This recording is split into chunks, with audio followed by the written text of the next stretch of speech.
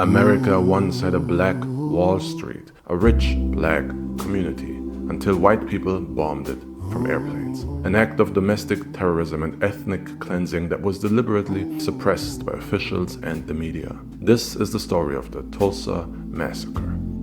In 1921, the Greenwood District in Tulsa, Oklahoma was a miracle. At that time, segregation was in full swing. Black people were legally segregated and subject to racial terror and lynching. They were prevented from voting and categorically kept down. But Greenwood was thriving. Here, black Americans owned their own banks, their own hotels, movie theaters. They had black doctors and lawyers. It was a utopia, and the white people of Tulsa hated it. So next, the following chain of events happened. On May 31st, 1921, a 19-year-old black shoeshiner named Dick Rowland was in an elevator with the white female elevator operator, Sarah Page.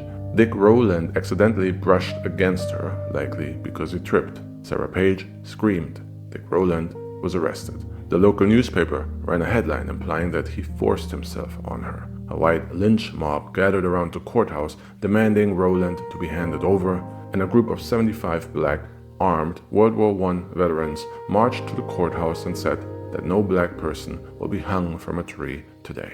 A white man took offense to that and tried to grab one of the black veterans' guns. In the scuffle, a shot was fired. This was a signal for the white mob, who outnumbered the black veterans at least 10-1, to get violent.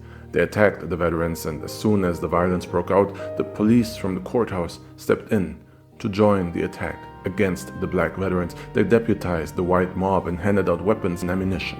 After the black veterans were dealt with, the violence continued. The mob invaded Greenwood and Tulsa, the aforementioned black utopia, and by now it wasn't just a mob anymore, it looked more like a military assault. They set up machine guns on the back of trucks and sprayed bullets into the black homes, hotels, and movie theaters and banks. They set fires to the buildings. They intentionally shot the black people fleeing their homes, executing them on their front lawn.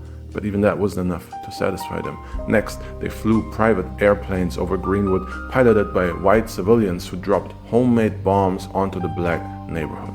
When it was all said and done, 35 to 40 city blocks were incinerated and black utopia was no more. Roughly 300 black people were dead, more than the number of American soldiers killed in combat during the entire Gulf War. 10,000 more black people were now homeless, most of them rounded up and held in internment camps under armed guard like they were the criminals. Insurance companies refused to pay the black business owners, blaming them for the damages by starting a riot, and no white person was charged for the crimes.